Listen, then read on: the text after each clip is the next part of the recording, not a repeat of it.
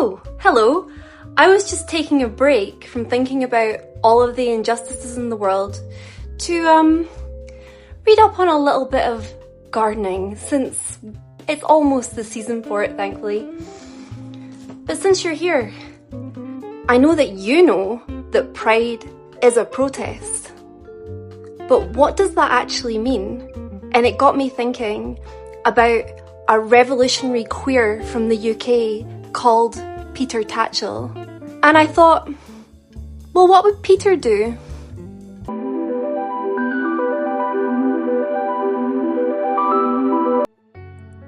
My second viewing of the documentary Hating Peter Tatchell, and I felt this poem brewing inside of me.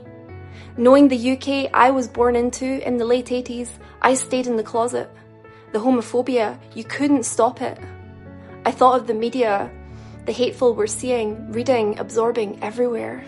Then Peter was loudly impeding this narrative, out and proudly sounding the alternative.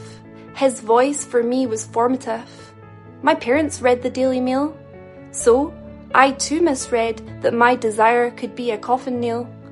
But Peter was the amplifier of the views I required to be myself. So, thank you, Peter. You inspire me and so many. I think of the country I left, trans rights dismantled from the floor up, human rights and protest rights only protected by the residual of Europe. It's been a shock as the UK takes its slice from the bloc that gave us workers' rights. It's time to make a fuss. It's like our community is watching the clock as TERFs sow disunity. Then there's the building blocks of our climate, sold with impunity. I feel that the disrespect is in alignment with the attitudes that go against LGBT plus rights. So, on goes the fight. I feel so much grief. But I know as they attack trans dignity, they will be back for everyone. We need to protect what those before us painstakingly worked to collect. Peter Tatchell only being one. All identities deserve respect unconditionally.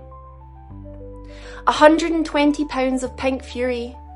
Even the Archbishop of Canterbury, whose Easter service Peter disrupted, stated, "He's a figure for good and equality, a parallel of Jesus Christ for what he sacrificed on behalf of the marginalised, undoubtedly on the right side of history."